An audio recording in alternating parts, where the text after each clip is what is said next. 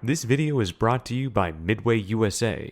Support the channel by choosing Midway for your shooting and outdoor supplies. We're never going to financially recover from this.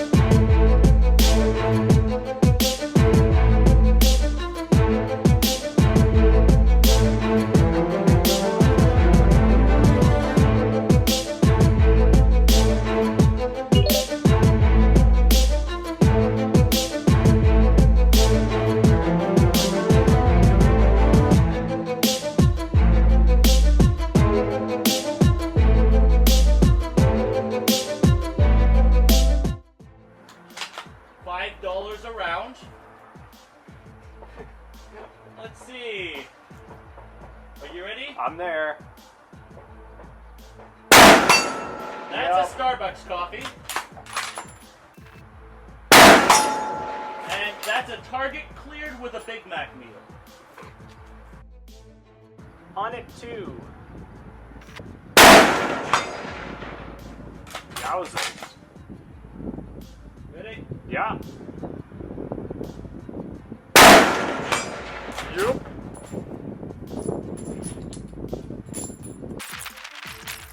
On it 300. 300. Yes, sir. Whew. On the left. It was left half there. My goodness. Alright, so there you have your 13-inch pizza. This is giving me a lot of thought on whether we should continue doing precision rifle for magnum loads. At that distance? At this distance. Like, this is just like... I would like to have a pizza instead of squeeze a couple rounds that give me TBI off. Yes. Alright, we're on at 400.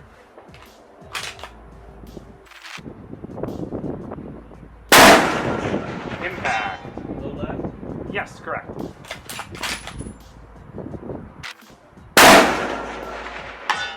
Oh, 2 inches higher than your last shot. Yep, I corrected for that.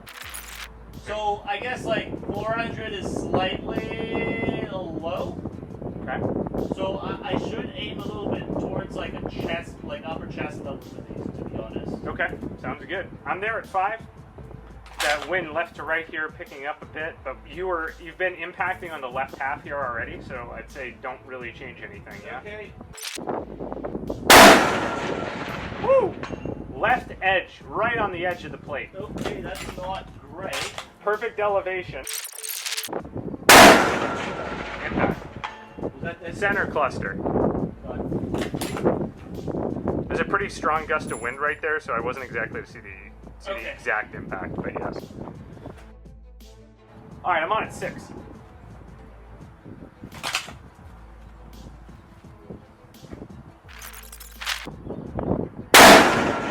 Impact. Good windage.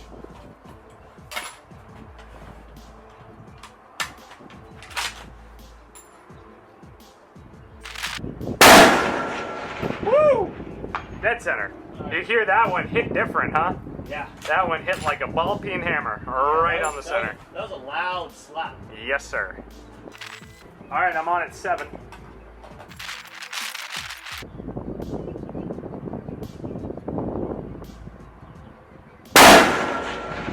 Impact just right of center, maybe 2 inches right of center. Should I... Impact. That was left of center. Alright. Alright, I'm on at 800. It's the gong with the silhouette to the right of it. Alright. Ready? Yep, fire when ready. Yeah, okay, that's an impact. Correct. Come up and come right. Got it. Dead center. Nice. I've dropped that last one to its top right shoulder.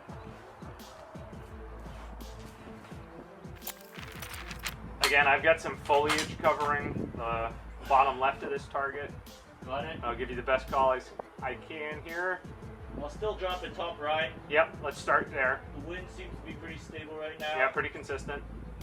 Fire when ready. Oh, Impact, I see upper it. chest, right at the neckline. Maybe I could ease off the elevation a little bit. Just slightly.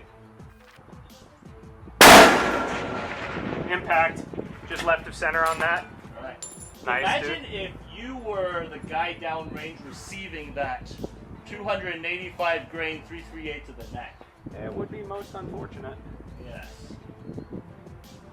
Okay.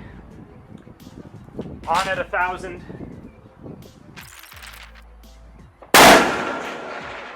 Impact. It was a good impact. Too. Yeah, send another. Bang! Next shot. Perfect score. Ace, I mean, baby. like, I mean, as it should be, but hell, it's still freaking good to ace it. dude, Let's I go. will take a perfect score because. Oh no, that audio was not going. I'll record it right now. Damn it. I mean, I Perfect score specifically still. asked. I didn't realize that we didn't click audio, but the lowly, not really humble, the price of these things. The Yeah, price of an that's probably not it. AW Magnum, especially. What is like, that? That's a $10,000 setup. $12,000, $14,000. Lower your setup. voice, Josh. Lower your voices. But yes, it is. Is it a? It's a posh American. It's a posh American competing with the AI, the British, the Germans, and the Finns today.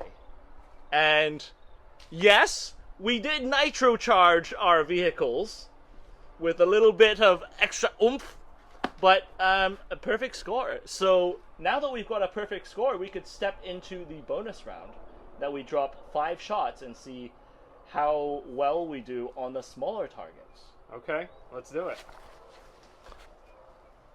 All right. I am going to try to chase that last hold because it doesn't look like wind has changed too much, right? Nope, I'd agree. Center target? Yeah. Okay, center target. All right, no change to the hold.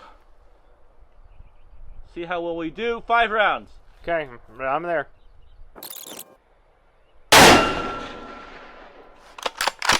Splash right and high, come down half from, sorry, 0.1 and left 0.1. Impact.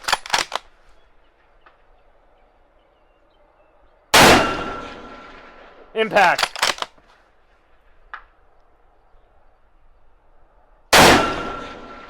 Impact.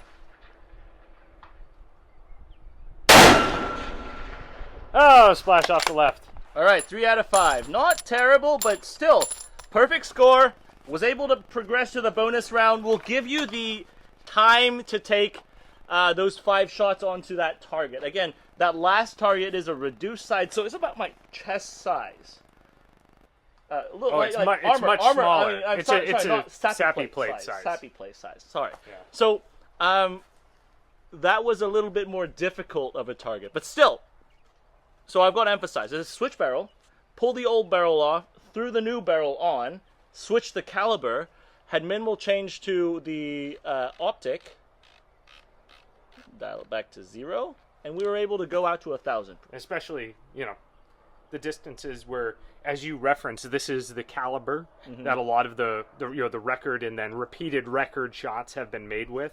Yeah. Out to what, 2,700, 2,800, just shy of 3,000 meters is I think where it is, right?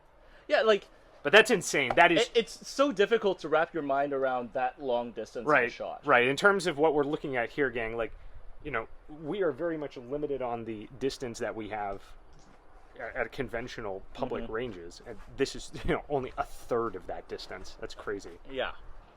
So perfect score. Bonus round complete. 3 out of 5 hits on the bonus round. Was able to self-spot. Again, like people talk about, you need 6.5 in order to self-spot. I disagree with that. A lot of that comes down to fundamentals. You'll see on some of those final shots, my body was actually not in the best position. I actually stopped, repositioned myself, built a good base, and then I shot. Because the importance of firing the shot and being able to see where your splash is and having good glass to be able to see that impact, that is vital for self. It's also evident that you self-spotted it because I fumbled the first spot. Oh. Like I called it incorrect and then was like apologizing to you to give you the correct call, and then you shot and took the impact regardless. So yeah, I was already like sorry about that. I was in the zone. Like I prepped for self-spotting, but regardless. Yeah, but obviously proving you were self-spotting because I gave the wrong call and you got the hit. But I mean that stuff happens though. Like you having the confidence and understanding when I'm making an error, because earlier today I did make an error on a rifle and worked with Josh to correct it, versus understanding that no, this is what I'm looking at and self-spotting it. You don't necessarily need to have a light rifle. It helps to have a lighter cartridge. But the fundamentals, the basics, that's what progresses you into being able to do that. But on that note, Josh, let's take it over to the debrief. We'll see you guys there.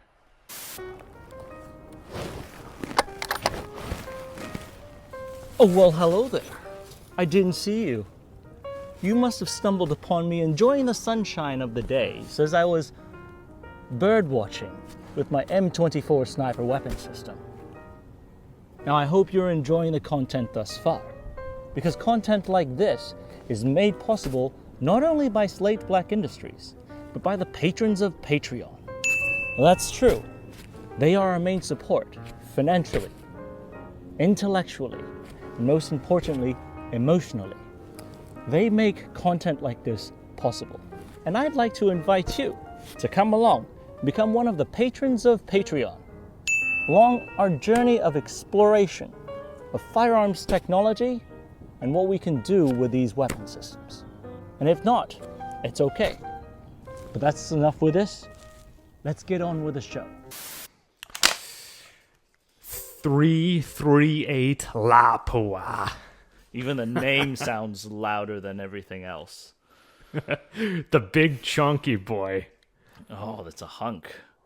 But dude, how big are the projectiles on this? How heavy? So we were shooting 285 grains, and the Desert Tech loading goes up to 300, and very obvious as they were impacting the targets, right? Moving those things as if they were 10 feet away. Yeah. It looked like they look like freight trains. Like as we in the past we've kind of laughed about how 8mm impacts targets, but 338. I mean, 300 Win Mag for sure, but even stepping it up to 338, I mean, it just rips through those things. It's a different ball game altogether. So the first question, Henry, is probably like, well, this is a 1,000-yard course. Why are you shooting? I mean, 338. So there's a couple reasons. I mean, yes, we've in the past we talked about this in the 300 Win Mag configuration suppressed, which for me is my preferable caliber to shoot if you must for this range. Really, this range is like 6.5, like short action stuff. It is a lot of fun. But when you step into magnums, you're wanting that overmatch, that to compensate any elements that should come. So why are we doing 338 here? One, because we can, and we can showcase 338 in this short course, how like you could just negate a lot of the issues of wind. And second of all, we were in the process of filming the Desert Tech SRS and kind of the switch caliber capabilities, and we added the Impact 4000, and we were testing the functionality of all of it. And one of the biggest things that I wanted to see is once you switch the barrels, how does a zero hold up? And so I was really, really surprised by this, because once I switched the barrels between the two, I shot less than 10 rounds. So the first shot on course today was actually within the first 20 rounds I've shot after the barrel was switched. And windage-wise, there wasn't any deviation. Not like, oh, it's 0.1 point. No, there's zero deviation on the windage between the two barrels. However, there was an elevation deviation because there's no heavy can on the end of the rifle. right? Yeah, We're shooting a different load completely, right? So it makes sense that there would be a change to begin with, and then you've got, as you say, you don't have a giant weight stuck out on the end of the barrel, right? Yep. And quite frankly, so the really kind of the weird thing that Josh and I have observed, not weird, but the thing that Josh and I have observed specifically unique to our course, because we end up pumping like 16, 17 rounds of magnums down these rifles in short succession. I think to clear a course like without the fast forward, we're like, what, 10, 15 minutes we Max. go through it? Yeah, like on a run like this where it was clean, 10 minutes. Yeah. And so the rounds in between, there's only like 5 or 10 seconds in between that we drop the next round. And so by really pushing magnums, we've seen the effects of heat and stringing of some of these magnums. And it's gotten severe with some other magnums that we've shot on range to where like we reach the 800 and it's just off target.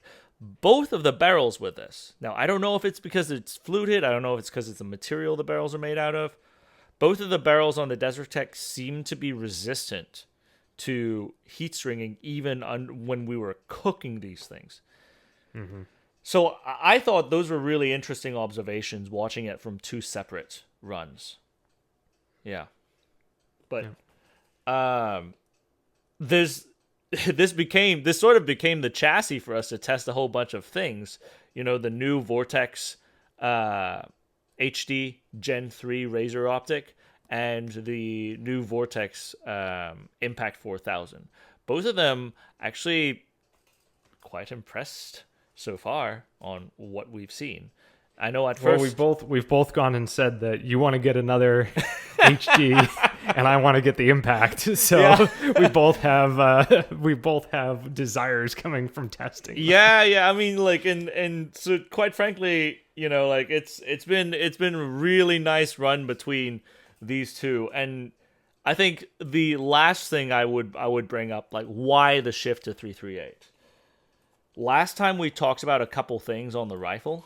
I talked about how the magazines are kind of finicky with 300 Win Mag. They seem to be designed for 338 because when you load it with 338, there's none of those issues that you could run into with 300 Win Mag. And again, those are not like backbreaking issues. Like you it's like quality of life stuff, right? Just like how smooth it feels and natural feeling. Yeah, and so like once you switch it out to 338, you could tell like between the last run, which was also where I was less experienced in running a bolt action bullpup, you know, between the experience and the rifle seemingly being designed for the 338 loading to begin with, all of those things put together, it was just a smoother run going out this time. But 338, if you ask Josh, and Josh knows, if you ask me directly, is not my favorite round to shoot. Mm-hmm. Especially not at 1,000. I mean, if we had 2K, 2.5, I would love to keep this permanently chambered in 338, but when we have typically 1 or 1.5K, 300 is good to go in my book. Yeah. I mean, I'll be honest, Henry, I was waiting for you to break every single target we shot at. And in spite of the fact that you didn't actually break any with the 338, we did break one with the 6.5 later in the day, which leads me to believe that like, somebody loosened the tooth up a little bit. Like the pickle jar was like cracked a little bit today for a 6.5 to break. Yeah. I mean, this is not a huge muzzle break at the very end for a 338 by any means. How was it from the shooter or the spotter position? Because typically I hear about it if it's a bad one. Honestly, I was surprised at how little concussion there was being right around it. A unsuppressed, bull-popped 338. I thought we were going to really be in for like a bit of a teeth-rattling experience, and it wasn't. It just seemed kind of the same as shooting next to a unsuppressed 300 Win Mag. Didn't seem much worse from a concussive perspective on what was going around or going on right around us. Yeah, and I mean the rounds, like if you put it side by side with especially like a 308, 338, you could tell how slappy those things would be when you're downrange. Oh, But, yeah. big time. Yeah.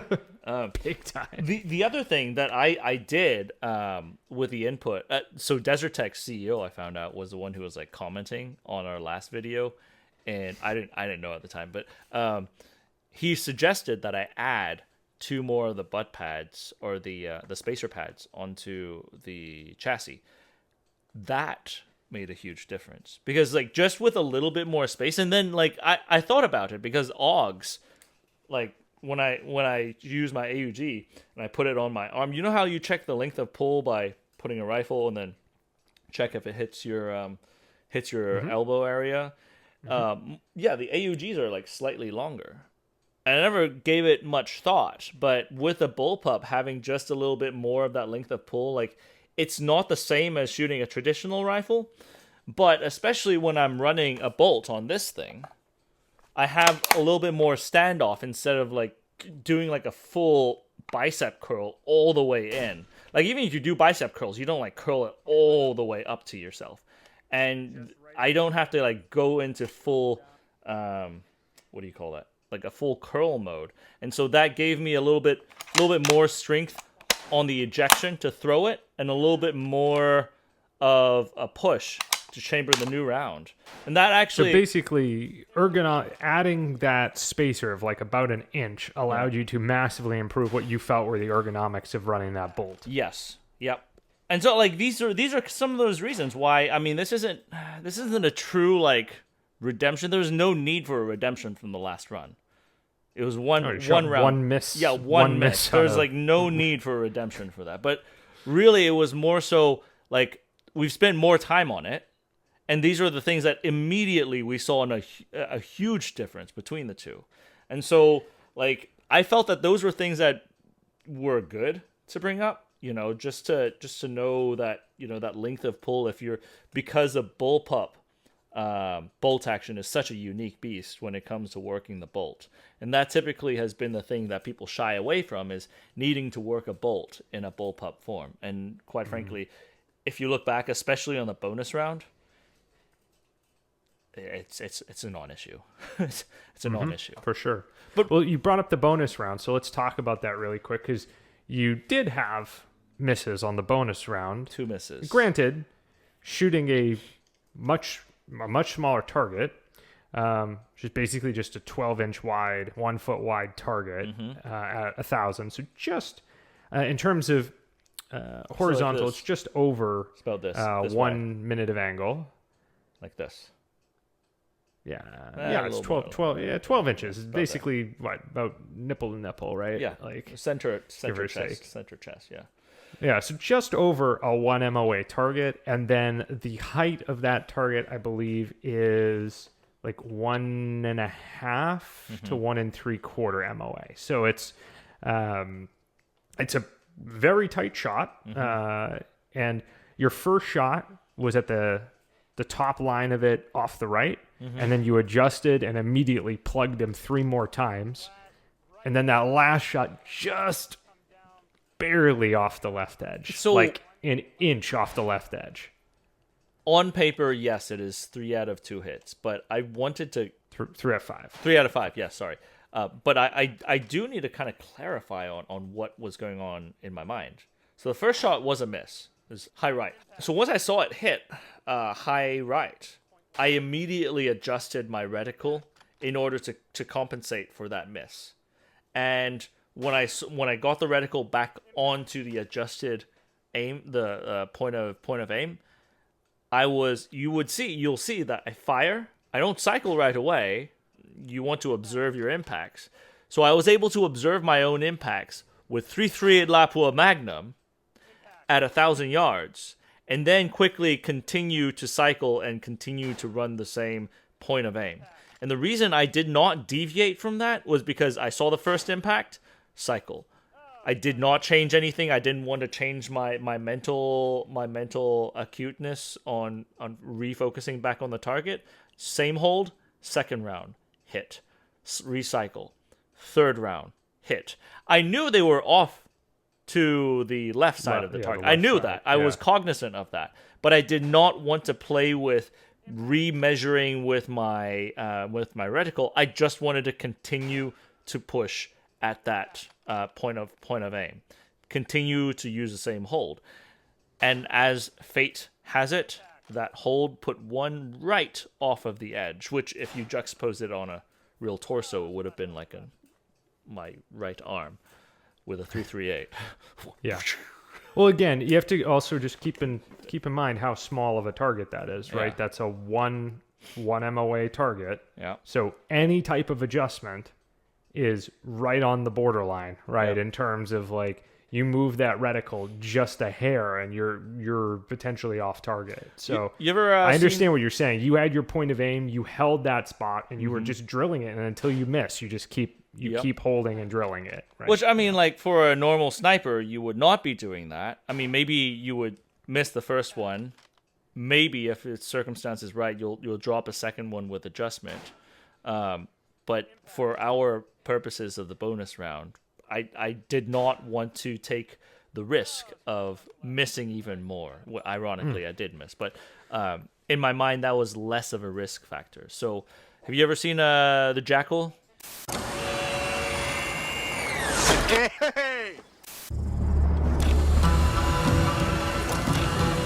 Where Jack Black was holding a pack of cigarettes for Bruce Willis. Stand very still. Have seen it. It's same arrangement here. Same concept. Oh, splash off the left. All right, 3 out of 5. Not terrible, but still. Yeah. It's like a little bit So- farther to the right. So last point I wanted to raise here, and this is going to lead us into probably the next time that the audience will see the Desert Tech make an appearance out on range. One of the things I did note is that although we ran this clean, there were a few near misses. Mm-hmm. There were a few like where it was well inside the performance pocket. Like at 500, I remember there was an impact where I think your first shot was like left edge and like just tagged on the left edge. And we were able to correct most of that as we went out. And obviously when you got to the bonus, you shot, again, 4 out of those. You shot one round that was a miss, you corrected, and then the next 4 rounds were all easily inside of a pie plate. Mm-hmm. But on the way out, we did see what appeared to be some windage shifting going on as we were going out. It all stayed within the sub-torso targets, but Yeah. I did notice that, and that's something that I want to see if we can potentially put on paper or see what's going on. I have to put it on paper. Quite frankly, these are the things that you cannot tell when you're shooting at a long distance target easily. I will do a diagnostic on paper to see if it actually has wind shift. I hate shooting 338 at 100, but I will do it for you guys out there. But I suspect, and this is a suspicion, we talked about this earlier, how heat tends to affect magnums way more severely. And a 338 of the magnums is a cooker of all of them. And for the bonus round, right after a hot, still with a hot barrel, we plugged 5 rounds and got a result like this. So all things considered, it seems to be performing within its performance bracket, but at the same time, that is not a normal use case for a Magnum cartridge sniper rifle. Which, we talk about this in the last one, the limited use of these Desert Techs in the current Ukraine war. The weird thing is, a lot of them that I see out there were using the 308 conversion kits still. If it were me, I mean, I just would not.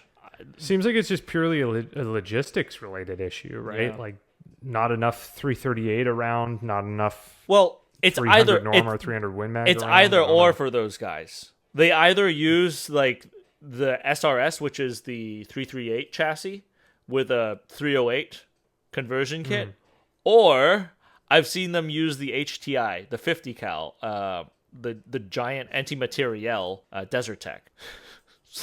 It's like no middle ground for these guys. Yeah, 308 or 50. Jeez. So, like, in my opinion, like if I were to choose between all of that, I would actually choose a 338 for that particular war. I think 308 performs exceptionally, or 338, sorry, performs exceptionally well at longer distances. Dallas Alexander did his record with a 338. I know recently some other Ukrainian broke his record, but it definitely was not with a 338. I believe that was with a 12.7. I slipped, and I said the wrong thing. I said Dallas Alexander used a 338 Lapua Magnum to make his 3,540 meter kill, but that doesn't sound right now when I look back at it. And of course, he used a 50 cal. It was a Macmillan TAC 50 that he shot with. But I wanted to use this opportunity to kind of show you the differences between these cartridges. Now this is M118LR, so 7.62 NATO, match grade, 175 grain. If you step up from this, you have 300 Winchester Magnum, which is typically what you see a lot of Army snipers use, U.S. Army snipers use these days. This is a 220 grain Sierra Match King, loaded in the Mark 248 Mod 1 loading. Step up from that, typically you see other special operations and European snipers use. This is a 338 Lapua Magnum. This is the Mark 330 Mod 0 loading, 300 grains of Fury right here. And then you step up to what Dallas Alexander used to set his 3,540 meter world record, which is the 50 BMG. Well, technically this is a 12.7 by 108, the Soviet Dishka round, but they're similar enough to where you could see the staggering difference of this. Now, I remember the wrong thing, 338, because I was thinking about British Army sniper Craig Harrelson, which when I was in the service, he had made the longest kill at something like 2,500 meters with an L115A1 using 338 Lapua Magnum. But anyways, back to the video. But if you step up to the 50 cals, the HTI, the anti-material sniper rifle that these things, that Desert Tech carries, still, it's a much smaller platform than a Barrett. It's so much smaller than a Barrett, just because you turn it into a bullpup form. And I will say, Henry, as a final thought here, you pick up that rifle right now in its configuration, big Hubble telescope, laser, giant chunky sniper rifle, right? The thing is a monster. It's heavy. It feels ginormous, especially when you add it in the 300 Win Mag configuration with the suppressor out the end. It feels gigantic. But then if you actually take a full-on Magnum sniper rifle standard and put it next to it, you realize that it's like that thing is as tall as I am with the suppressor snapped on the end of it. You're like, yeah, okay, all right, maybe it's not that bad, actually. Maybe the Desert Tech's got it right here. Well, the audience doesn't know that Josh just dropped major dollars on a brand new shiny thing to further our conversation in the Magnum cartridges. But it's true. We've already shown the TRG 42, and that thing is significantly longer than this, despite them doing largely the same thing. And I think that's a real strength to something like this. If you're in a fight where you have to do a lot of shoot and scoot, you have to do a lot of distance, but then still shoot and scoot, let's say within a bombed out building, or scoot into a new trench line or something like that. I mean, talk about a force multiplier at a long distance. Potentially, you could carry a PDW too, to give yourself a little bit better coverage than just a handgun. So. Yeah. And I'll add a final point there. There was a lot of comments in the last video about how, you just get a folding stock chassis. It does the same thing for like a regular sniper. And it's like maybe kind of true to a degree. It's true of storage, sure. But in transport, like actual like bagged or box transport. But when you're... the balance is still different. I still feel like this does it better, personally. And that's coming from somebody who has I don't have this. I have the other thing. Right. I have the folding stock full chassis systems. So yeah, I mean, it's not I will not. It's really difficult to choose between top tier sniper rifles. It's really difficult to compete with the Sako and the TRG actions. Like, the actions on those things are just so fast. Yeah, sorry, I'm not talking action at all. Yeah. I'm talking bullpup versus. But when it comes to actually stuff, taking it into the field and actually running it and going through obstacles, going through buildings, running from, let's say, like you're shooting from an enclosed space and having to scoot out into a vehicle to exfil, just like these little small things that make a smaller package just a lot easier. Like it's the balance point. The balance point on this system when it's suppressed. Yeah. Like when you have a full length sniper with a suppressor on it, like the balance on that is horrific. It's so front heavy, you know. Yeah. But alas. So all right. It's not a redemption run. I don't know what we call this. A follow-on run, perhaps. Dude, but this is the 338 run. Yeah. The first perfect score on the precision rifle side. Should have happened a couple times back because I may have slipped up on a couple of those things. But finally, we have the king for now. We'll see.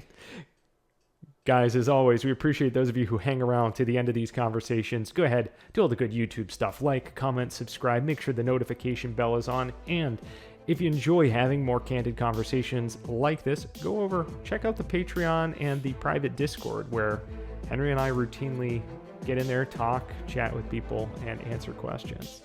And until next time, we'll see you on the range.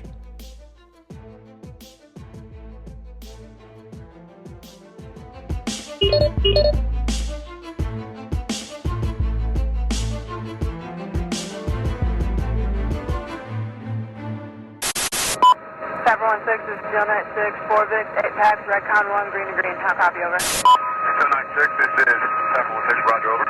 16, Steel 91, 1 pack, green, green, over. This is 716, roger, over. 16, Steel 92, 1 Victor, 2 packs, Redcon 1, over.